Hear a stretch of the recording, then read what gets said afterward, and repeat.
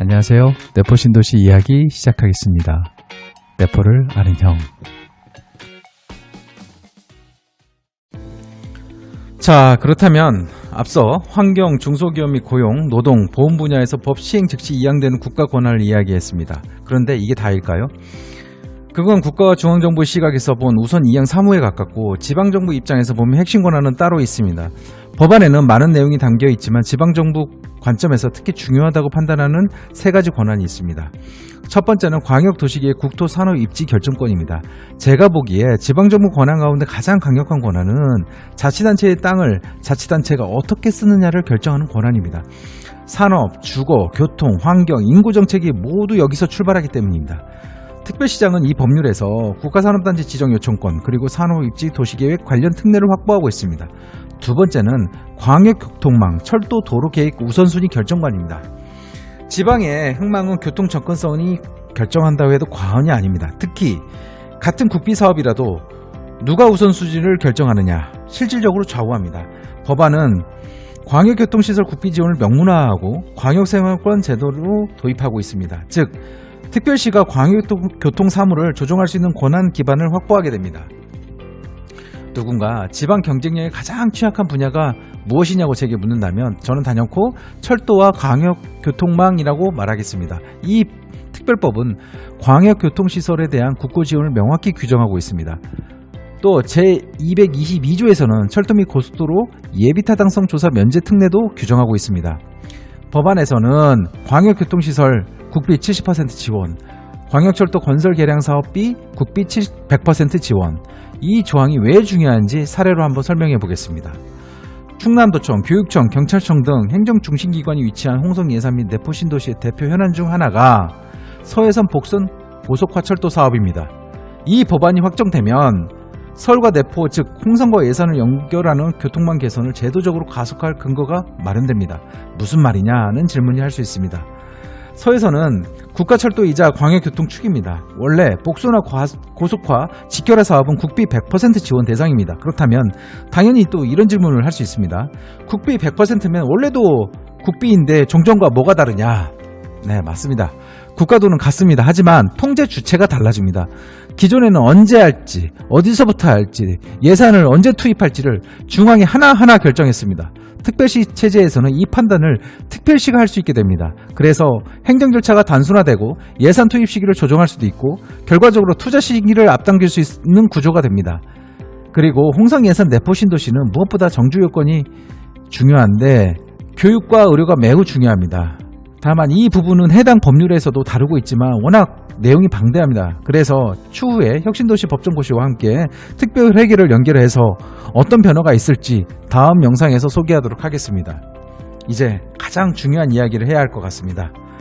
광역철도 같은 국가사업은 재정이 확보된 사업입니다. 하지만 그 외 아무리 좋은 제도와 계획이 있어도 결국 마지막 질문이 나옵니다. 그걸 실행할 돈이 있느냐? 그런데 이 특별법에서는 가장 구조적인 변화이자 사실상 개혁에 가까운 조항이 있습니다. 바로 국가재정 지원 조항입니다. 제3조 국가의 책무에서 국가는 국세 세목 이양, 특별시에서 징수되는 국세의 이양, 그리고 추가적인 행정재정 지원을 의무적으로 마련 시행하도록 규정하고 있습니다. 재량 규정이 아니라 의무 규정입니다. 마치 특별시 재정 자율성의 선언 조항에 가까운 내용입니다. 국가는 일반회계, 지역특별발전특별회계, 교통교부세 등을 통해 특별시 정착 비용을 지원하도록 또 규정하고 있습니다. 이는 정전의 교부세 의존 구조를 넘어서 국가가 직접 재정을 이전하는 구조를 제도한다는 뜻입니다. 그리고 제42조 국세 교부 특례는 국가가 특별시에 특정 국세를 직접 교부하도록 명시합니다.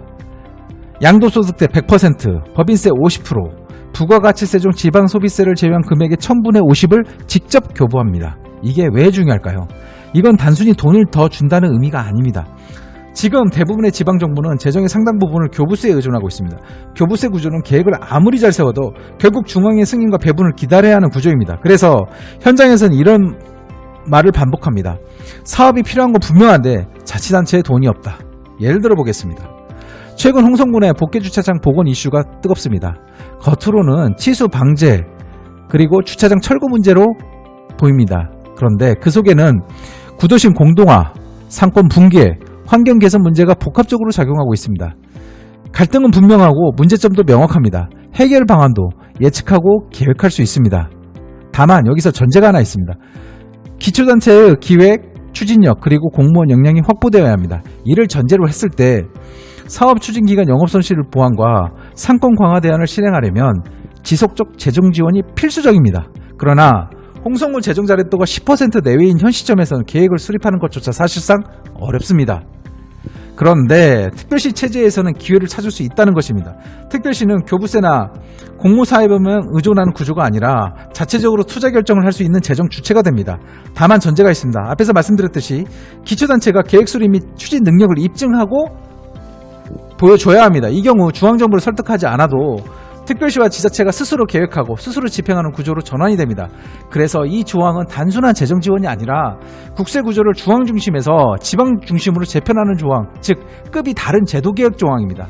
또 법안은 제4절에서 교육자치 및 자치경찰도 별도로 다루고 있습니다. 그런데 앞에서 말씀드렸듯이 본 법률안이 내용이 방대하고 변화가 큽니다. 그래서 하나의 영상에 모두 담을 수 없기 때문에 기회가 닿는 대로 정리해서 각 분야별 영상을 만들어서 공유하도록 하겠습니다. 대전 충남특별시 통합을 둘러싼 가장 큰 오해는 이 논의를 지역 간 이해다툼으로 보는 경향입니다. 그리고 일부 그런 경향으로 몰고 갈 기득권들이 존재하는 것도 사실입니다. 하지만 오늘 살펴본 법안 구조는 다르게 말합니다. 이 통합은 대전이 충남을 흡수하는 문제도 충남의 손해를 감수하는 선택도 아닙니다. 그래서 핵심은 청사 위치나 명칭이 아니라 무엇을 결정할 권한을 누가 갖느냐에 있습니다.